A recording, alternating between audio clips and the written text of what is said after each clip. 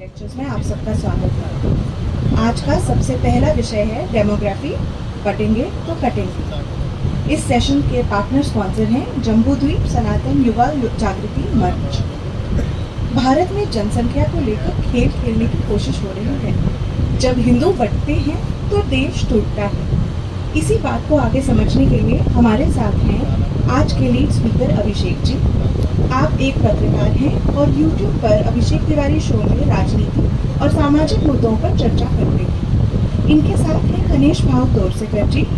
आप एक veteran Marathi journalist हैं जो अपने YouTube चैनल प्रतिपक्षा पर पॉलिटिकल और सोशल इश्यूज डिस्कस करते हैं। तो आइए हम समझते हैं डेमोग्राफी, बटेंगे तो कटेंगे का क्या माने। नमस्कार, जय श्री राम। जय श्री राम। बड़ा डिफिकल्ट होता है जब भाव सामने बैठे हैं और मुझे लीड करने को बोला जाए। संजय दीक्षित सर हमेशा कुछ न कुछ ऐसा दायित्व दे देते हैं। लेकिन ये जो टॉपिक है ना कि डेमोग्राफी बदलती है तो बटेंगे कटेंगे, हमें सबसे पहले फंडामेंटल ऑफ इस्लाम समझना होगा। बांग्लादेश का इशू चल रहा है, ये तो आप लोग सब कुछ जानते हैं, और इसके पहले 1000 सालों के इतिहास के बारे में भी आप सब जानते हैं। लेकिन एक लड़ाई हुई थी जिसे राक्षसी तगड़ी की लड़ाई भी बोलते हैं, तलीकोटा युद्ध।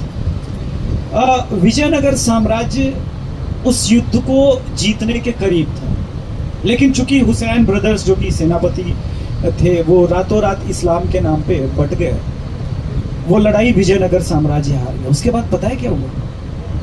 उसके बाद जो विजयनगर अगले 6 महीनों तक जला है, उसका इतिहास में वर्णन नहीं है। आप लोगों ने 300 फिल्म वगैरह देखी होगी, किंतु अगर इस सब्जेक्ट के ऊपर कोई बॉलीवुड में फिल्म बना लें ऑनेस्टली, तो कश्मीर फाइल्स तो कुछ नहीं है, उसका दर्द कुछ नहीं है उसके आगे।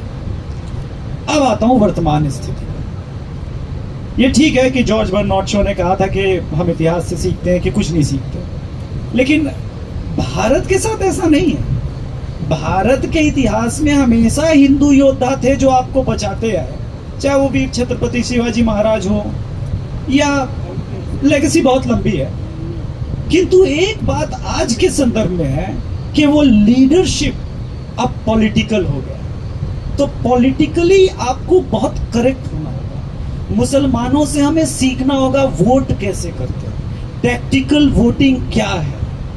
हमें छोटे छोटे मुद्दों को लेकर के भटकाया जाता है। अरे मेरे कास्ट के एमएलए नहीं खड़े हैं, वो मैं तो कुर्मी समाज से हूं। लेकिन बांग्लादेश में वो कुर्मी नाम पूछ के तो नहीं मार रहा है, और बांग्लादेश छोड़िए अभी बहराइच में तो उसने कुर्मी नहीं पूछा। अरे ब्राह्मण को टिकट नहीं दिया, ब्राह्मण नाराज हो गए यूपी में। हम सनातन पांडे जैसे आदमी को वोट कर देते हैं बलिया के अंदर। आपको पता है ये मुख्तार अंसारी के जनाजे में गए हुए थे। उसको आप लोग अगर वोट करते हैं तो आपने डायरेक्टली इनडायरेक्टली मुख्तार अंसारी के विचारधारा को आगे बढ़ाया। और अगर सोचिए, समाज में ब्राह्मणों को जगह दी गई थी विचारक के रूप में कि आप समाज को एक सही डायरेक्शन दें, तो क्या आज वो काम हो रहा है प्रॉपर ढंग से? और अगर नहीं हो रहा है तो समाज में इस डेफिनेशन को बदलने की आवश्यकता है। बियॉन्ड कास्ट लाइन हमें विचारक ढूंढने होंगे हर तबके से, और लोगों तक पहुंचना होगा। स्थिति इतनी खराब है कि लव जिहाद का पड़ोस में कोई आपके मामला होता है तो भी आप आंख बंद किए हुए हैं।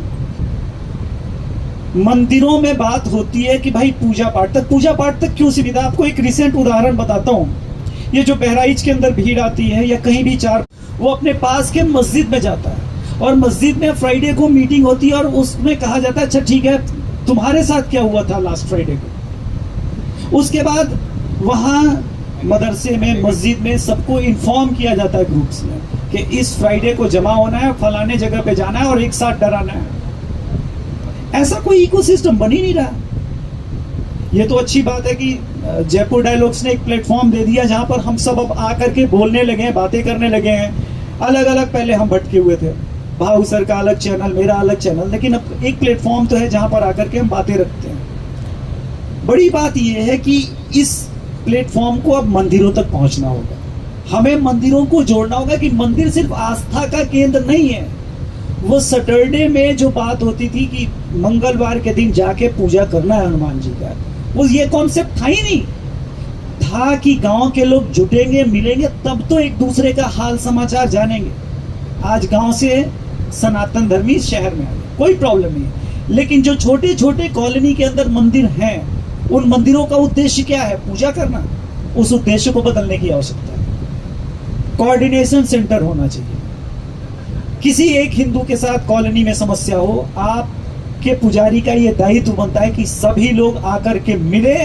आज ट्यूसडे को मीटिंग होनी है और एक साथ फिर जब समाज एक होगा तो ये जो योगी जी कह रहे हैं ना कि बटेंगे तो कटेंगे, एक रहेंगे तो नहीं रहेंगे, इसके पीछे का थॉट प्रोसेस यही है।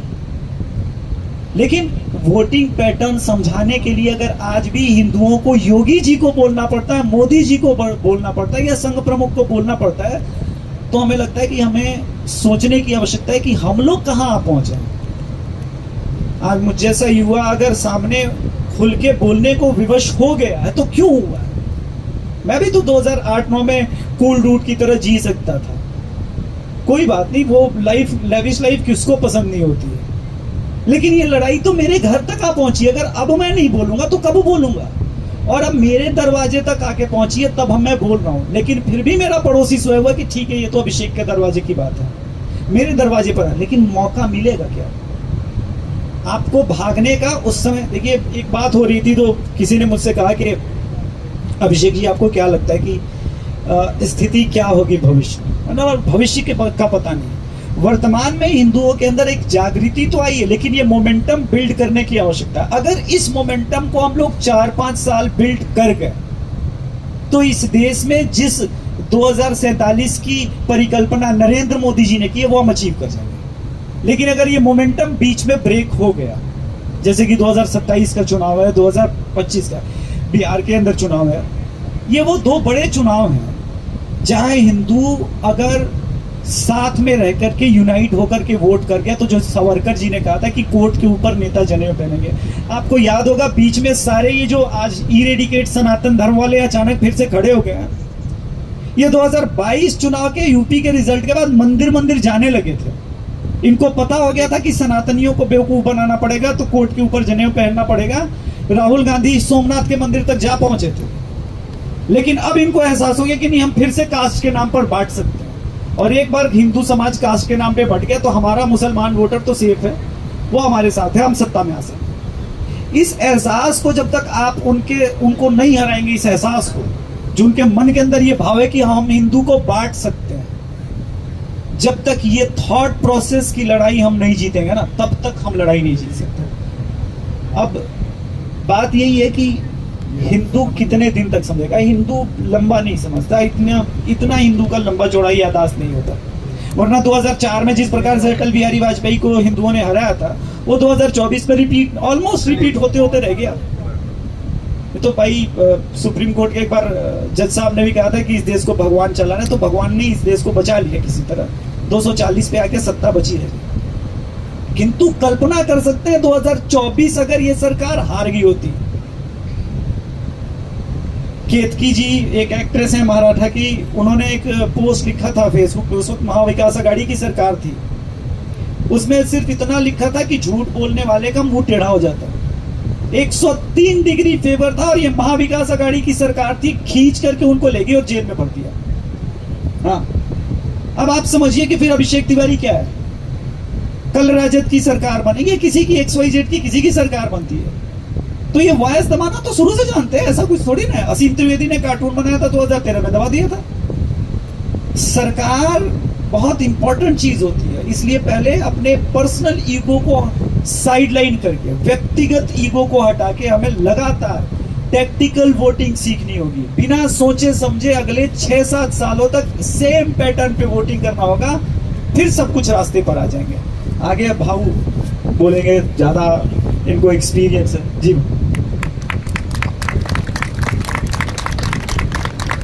नमस्कार। अभिषेक तो नेक्स्ट जनरेशन है वो अच्छा, लेकिन मैं जो देखता हूँ, मैं समझाने की कोशिश करता हूँ कि अगर हमको लड़ना है, हमको कोरोना से लड़ना था, इस्लाम की बात छोड़ दो, हमको कोरोना से लड़ना था, अलग अलग जो वायरस होते हैं उनसे लड़ना होता है, तो हम क्या करते? ये हमने वैक्सीन ढूंढ निकाला वगैरह वगैरह, अपनी भी ठप्पा लेकिन वैक्सीन क्या होता है, वो कोरोना का ही जो वायरस है उसको कल्चर करते हैं और वही डाल देते हैं, हमने डाल देते हैं। और हमारी जो पेशियां होती है उनको ट्रेंड करते हैं इसके कैसा लड़ना है, वो मरी हुए डाल देते हैं, लेकिन उससे कैसा लड़ना है वो हम ट्रेंड होते हैं, तो हम खुद भी वायरस बन जाते हैं हमारे पेशियों में। तो हमको अगर जिहाद से लड़ना है तो हमको वो वैक्सीन लगानी पड़ेगी। तो समझना पड़ेगा कि जिहाद क्या होता है। पुरानी कंसेप्ट ऑफ वॉर एक किताब है जिसने ये 80 के अफगानिस्तान का जो जिहाद हुआ, तो उस जिहाद का जो थियरी है वो बनाने वाले ब्रिगेडियर एस.के. मलिक है, उनकी किताब है। उसमें एक बढ़िया पैराग्राफ मैंने पढ़ा, वो समझना जरूरी होता है। वो कहते हैं कि लैंड लेना है, जमीन कब्जा करना है, किसी लड़की को भगाना है, किसी को कन्वर्ट करना है, या बम फोड़ने हैं, किसी को मारना है, उससे जिहाद नहीं होता। जिहाद तब सक्सेसफुल होता है जब सामने वाले की लड़ने की इच्छा मारी जाती है। जो अभिषेक बोल रहा था ये हुआ वो हुआ, वो कहाँ से, मंदिर नहीं जाते, हम लड़ने को खड़े, क्योंकि हम भूल गए हमारा सबसे बड़ा दुश्मन इस्लाम या कन्वर्ट करने वाले नहीं है, क्रिश्चियन ईसाई हो या वो हो, छोड़ दो, वो नहीं है। हमारा टॉलरेंस हमसे सबसे बड़ा दुश्मन है, ये भूलो मत कि जाने दो यार, वो भी इंसान है, इंसान की तरह बर्ताव अगर नहीं करता तो अब इंसान कैसे। मैं एक सीधे आपके जीवन की एक बात बोलूँ, आपको पालतू जानवर पक्षी संभालने की आदत है, आप बिल्ली भी पाल सकते हो, आप तोता भी पाल सकते हो। अब दोनों को एक साथ फ्रीडम नहीं दे सकते, एक को पिंजरे में डालो या रूम में बंद करो, दूसरे को निकालो बाहर। तो ये समझना पड़ेगा कि सबको फ्रीडम नहीं होता, एक साथ सबको फ्रीडम नहीं होता। हमारे देश में जो कानून है, जिस ढंग से जुडिशियरी चलती है, तो जुडिशियरी जिस ढंग से चलती है वो किसके लिए मानवाधिकार का इस्तेमाल कर रही है। देखो, याकूब मेमन के लिए रात को 12 बजे 2 बजे उठकर जुडिशियरी कोर्ट, सुप्रीम कोर्ट के दरवाजे खुल जाते हैं। याकूब मेमन के लिए, जिसने 200-300 लोगों को बम फोड़ के मारा था मुंबई में। और महाराष्ट्र की असेंबली, मैं नहीं बोल रहा हूँ कि बीजेपी हिंदू तो बाजू में रखो, महाराष्ट्र के असेंबली में जो कुछ एमएलए यहाँ से वहाँ गए, उसका मामला चल रहा है। 26 नवंबर, एक महीने में विधानसभा ही खत्म हो जाएगी, केस डिबार होती है। ये कानून का और जुडिशियल का मजा मैंने नहीं उड़ाया, कुछ जजेस उड़ा रहे, और हम देखते बैठे। इसको मैं टॉलरेंस बोलता हूँ।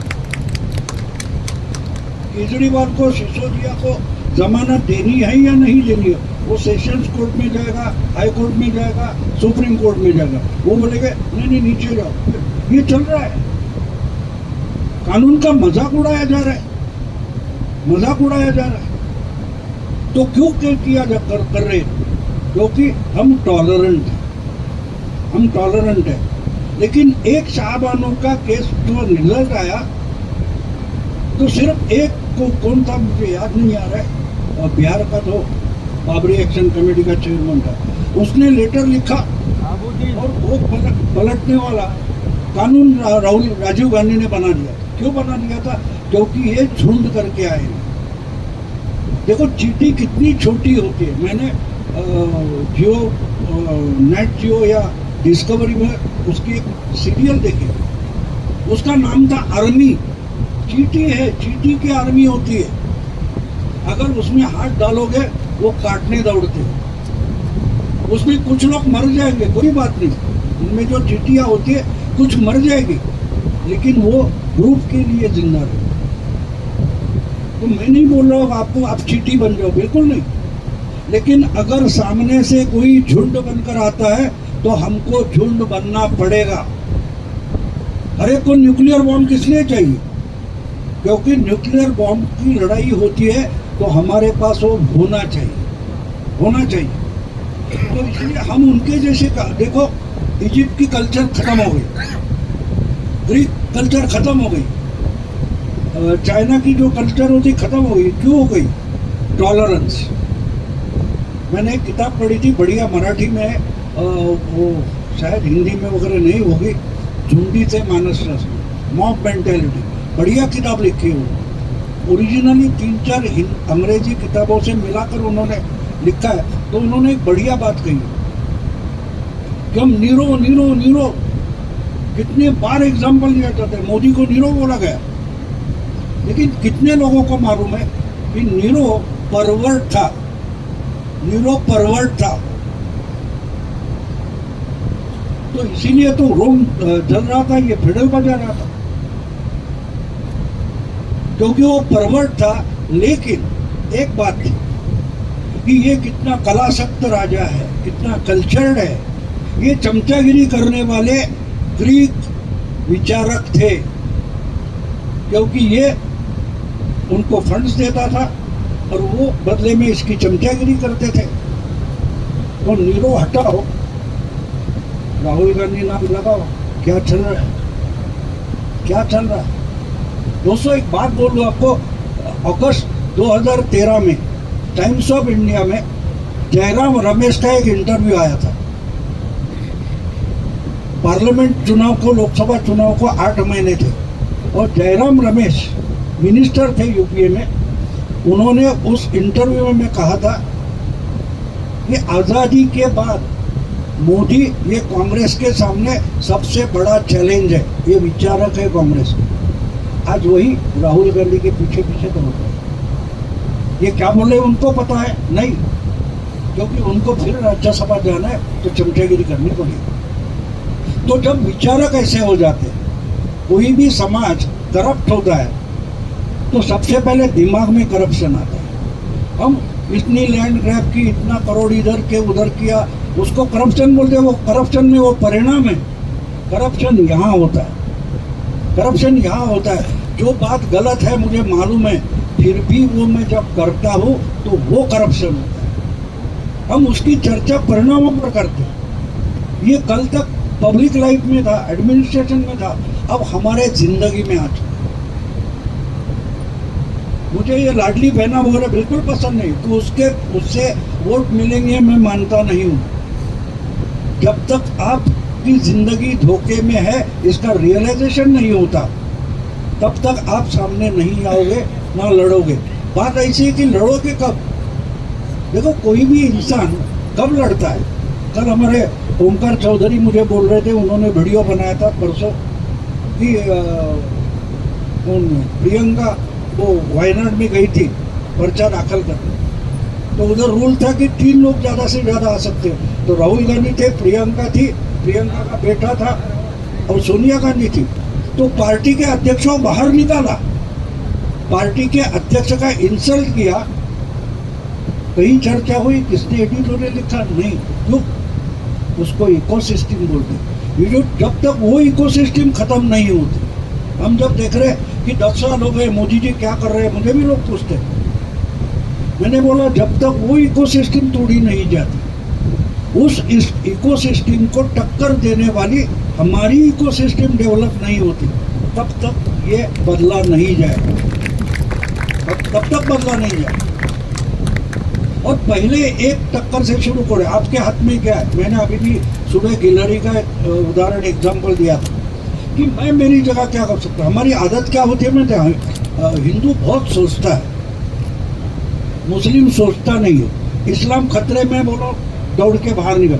उसको मोहम्मद पर गाली दो, देखो घुस कर आएगा घर में। इस्लाम को गाली दो, माँ पर से गाली देने से कोई मुस्लिम भड़कता नहीं है। तो ये समझ लो, उनकी आइडेंटिटी इस्लाम है। तो लड़ाई वहाँ है। लड़ाई कहाँ है? जिहाद कहाँ है? लड़ने की हिम्मत का खच्चीकरण, उसका खात्मा। अगर वो खात्मा करना है तो अपनी जगह लड़ना पड़ेगा, ना कि सरकार लड़ेगी। आपको आपको उनके मन में वो हीन भावना पैदा कर दी। अरे क्या यार, तुम्हारी औरतें बुर्का पहनती, शर्म नहीं आती? ये क्या बात है? ये दाढ़ी क्यों बढ़ाते हो? कहाँ? चैलेंज करो उनको, कुरान में दिखाओ कहाँ दाढ़ी बढ़ानी है।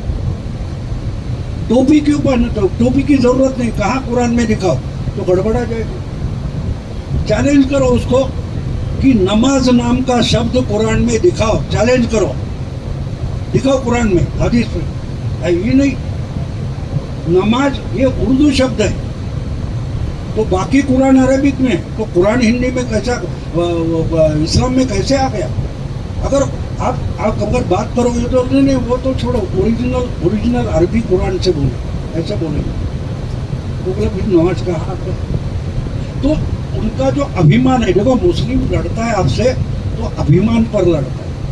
एक छोटा घर में बच्चा है, उसको भी आप थोड़ा इधर उधर बोल दो तो गुस्से में आ जाता है, उसका अभिमान होता है। हम पूरा समाज, हम अभिमान स्वाभिमान भूल बैठे, वो हमारी समस्या है, उनकी नहीं है। तो वो आपको अगर बोलते ना, हाँ मैं बोलता हूँ हमेशा कि कुछ हो गया, हमारी एक्ट्रेसेस खड़ी हो जाए, आई एम अशेम्ड। अरे क्यों भैया, क्यों अशेम्ड हो? तो भली बुरी देखो, वेश्या का बेटा भी हो तो उसके लिए उसकी माँ पवित्र होती है, तो हम क्यों शर्माए? हमारे इतिहास में कुछ गलतियां हैं, मान लेते। तो हम संस्कृति, ये भूमि हमारी माँ है, तो हमको भी जिहाद करना पड़ेगा, क्योंकि जिहाद का आंसर जो है वो जिहाद ही होता है, और डरने की जरूरत नहीं है। कोई भी मुस्लिम आपसे लॉजिकली फाइट नहीं कर सकता, लिख लो मुझसे। क्योंकि जो हम बोलते ना वहाबिज्म, तो मोहम्मद इब्न वहाब जो था, उसका एक बढ़िया आर्गुमेंट है, वो मैं मानता हूँ, मैं भी जिहादी हूँ। वो कहता है कि लॉजिक ये ग्रीक कंसेप्ट है, इस्लामिक नहीं है, समझ लो। इस्लाम सही है या गलत है, ये लॉजिक से नहीं तय होगा। इस्लाम सही है, वो सही क्यों है इस पर चर्चा कर सकते हैं, उस पर गलतियां है कि नहीं इस पर चर्चा नहीं हो सकती। अब ये बिल्कुल आसान करना है तो मैं बोलूँगा हमारे शंकराचार्य अमिताभ बच्चन है। एक फिल्म में कहीं अमिताभ बच्चन, कहीं झगड़ा होता है फिल्म की लाइन में, टिकट की लाइन में, तो बोलता है यार हम खड़े होते हैं वहीं से लाइन शुरू हो जाती है, तो हमको वो मानना पड़ेगा। हम हिंदू है इसलिए हम सही है। अब वो सही कैसे, उस पर चर्चा होगी, गलतियों पर चर्चा नहीं करेंगे, पहली बात। नहीं तो हम शुरू ही करते, नहीं हम तो उतना ये नहीं करते, हमको हम पहले ही किसी ने हराने की जरूरत है नहीं, हम हारे हुए। ये सोचना बंद करो। मुझे पूछते अरे तेरी पत्नी तो मंगलसूत्र नहीं पहनती, टीका नहीं लगाती, गंध नहीं लगाती। मैंने बोला तो क्या हुआ? तो फिर तू हिंदुत्ववादी कैसे? मैंने बोला मुझे मुस्लिम ईसाई नहीं होना है, इसलिए मैं हिंदू, और इसलिए मैं सबसे बड़ा सेक्युलर हूँ। एक मुस्लिम से, सोशलिस्ट मुस्लिम है मुंबई के, उनसे मेरा झगड़ा हुआ था, तो मैंने बोला बात छोड़ यार, तुम्हारा शाही इमाम है दिल्ली का, उसका इंटरव्यू है मेरे पास, reddit.com पर दिया वो इंटरव्यू है। उसमें शाही इमाम बोलता है ये देश किसी पार्टी या किसी नेता के कारण सेक्युलर नहीं है, ये देश हिंदू बहुल है इसीलिए सेक्युलर है। तो मैं मानता हूँ कि इसको सेक्युलर रखना चाहिए, और सेक्युलर रखना चाहिए तो हिंदू बहुल होना चाहिए, वही तो डेमोग्राफी है। तो चर्चा करते वक्त, लोगों से बात करते वक्त हमको सेक्युलर रखना है, और इसीलिए वो हिंदू राष्ट्र बनना चाहिए, हिंदू बहुल होना चाहिए। और इसके लिए बारी छोटी छोटी बात होती है। देखो मैं आपको एक मुंबई बॉम्ब ब्लास्ट के दोनों तरफ के जो वकील थे, उज्ज्वल निकम और नितिन प्रधान, जो आरोपी के वकील, उसको कोर्ट ने अपॉइंट किया था, तो दोनों मेरे दोस्त थे, दोनों मेरे दोस्त। तो नितिन प्रधान ने जो एक बात कही वो समझने जैसी बात है। उनके पास मुंबई की कुछ मुस्लिम संस्थाएं, संगठनें गई, बोले आप सरकार से पैसा मत लो, हम आरोपी का पैसा हम दे देंगे, फीस हम देंगे। तो प्रधान जी ने पूछा कि कैसे दे दोगे? बोले जुम्मे की नमाज होती है, हर एक को आना पड़ता है, चद्दर फैलाएंगे और ज़कात इकट्ठा करेंगे। तो वो ज़कात कहाँ से देने वाला है?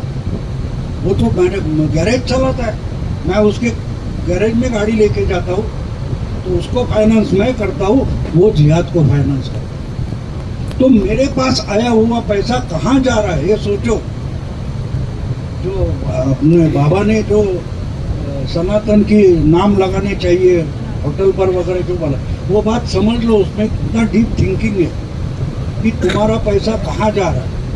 वो सऊदी से आ रहा है, दुबई से, छोड़ दो, हम फाइनेंस कर रहे हैं। मुंबई में इतना बड़ा गणपति होता है, दिवाली होती है, पटाखों का बिजनेस कौन चलाता है? देखो, दिवाली तुम्हारी है, हम फाइनेंस कर रहे हैं जिहाद। तो ये छोटी छोटी बातें अगर हम अपनी जगह करेंगे तो उनके हाथ अकड़ जाएंगे, उनका फाइनेंस रुक जाएगा, तो आगे की मस्ती अपने आप चलेगी। और छोटी ये भी छोड़ दो, अरे घर में बात करो ना यार। मुझे मेरे गांव में बहुत सारे मराठी मुस्लिम हैं सातारा में। तो एक बार मैं बैठा था, फारूक की टपरी है, चाय पीता था, तो उसके चाचा भतीजे कोई तो 4-5 लोग। तो मैंने बोला, फारूक ये क्या लिखा है रे? तो 786 लिखा होता है ना, तो वो लिखा था। मैंने बोला ये क्या है? वो बोले हमारे धर्म का है। बोले लेकिन है क्या? वो तो लिखा है तो अंग्रेजी में, 786 का उर्दू में कहाँ है? वो तो अंग्रेजी में लिखा। अब उसको, उसके चाचा को, किसी को पता नहीं। तो मैंने बोल दिया, गधे ये पहली आयत है कुरान की। वो हैरान हो गया, बोले हमको पता नहीं। मैंने बोला हमारे कोई लिखता है ओम, तो मैं बोल सकता हूँ, 0 से 0 से निकल कर आई दुनिया वगैरह, इसलिए हम ओमकार लिखते हैं, तुमको क्या पता। अब उसके बाद वो देखते रहे मेरे को। उसके बाद एक बात है कि फारूक का बाप था, उसने कहीं गड़बड़ी की थी, तो एक मैंने बोलते बोलते एक मराठी था, उसके पैसे उसने दबा के रखे। तो हर बार पैसे वसूल करने जाता, बोले नहीं यार त्योहार आ रहा है, ईद आ रही है। तो मेरे पास रो रहा था कि जब मैंने पास लिया तो सारा पैसे क्यों दे रहा। मैंने बोला मैं रहूँगा तब उसको बोलूँगा। नहीं नहीं अभी ईद है। मैंने बोला यार छोड़, ये अल्लाह का उल्लू बना रहा है, तू कौन चीज़ है? तो वो सैयद एकदम बिगड़ गया, बोला आप ऐसे क्यों बोल सकते? मैंने बोला आपने अभी इसको क्या जवाब दिया? आपने क्या जवाब दिया? ईद आई है। हाँ बिल्कुल, वो ईद आई है, इसीलिए मैंने कुरान पढ़ी है, हदीस पढ़ी है, उसमें लिखा है जिसके सर पर 1 पैसे का भी कर्जा हो वो त्योहार नहीं करेगा। तो तू इसको त्योहार आया बोल रहा है, इसका मतलब तू इसको नहीं अल्लाह को उल्लू बना रहा है। परिणाम क्या होता है देखो। दूसरे दिन दिलीप नाम का जो गाँव का आदमी था, वो सुबह सुबह मेरे रूम पर आ गया, मेरे पैर छुए। मैंने बोला दिलीप क्या हो गया? नहीं कल रात को पैसा आ गया। परिणाम कैसा होता है देखो। उसको मैं 4 गाली देता तो बिगड़ता नहीं, लेकिन मैं अल्लाह के बारे में बोल रहा। अब ये बात थी। उसके बाद जब चांस मिलता है गांव में, तो मैं उनके मौलाना से लेकर सबको कुछ भी बोल देता हूँ, क्योंकि कुरान मुझे ज़्यादा समझता है कि उन गधों को भी क्या मालूम है, उनको भी क्या मालूम है। एक बार मराठी चैनल पर चर्चा हो रही थी, मैं उसी गांव में था, वो वॉइस ओवर कर रहा था। तो इम्तियाज जलील जो औरंगाबाद का MLA था, वो था पैनल पर। तो वो नहीं ऐसी बात नहीं है, तुम्हारा धर्म तुम्हारे लिए, हमारा धर्म हमारे लिए, वगैरह वगैरह सेक्युलर चर्चा APP मांगा करके मराठी चैनल।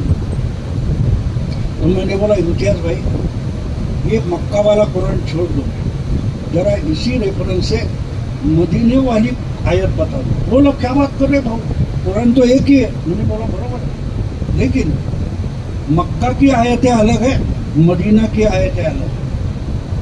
तो बोला उससे क्या फर्क पड़ता है? मैंने बोला मैं आयत बोल दूँ, सूरा बोल दूँ? नहीं उसकी जरूरत नहीं, वो गड़बड़ा गए।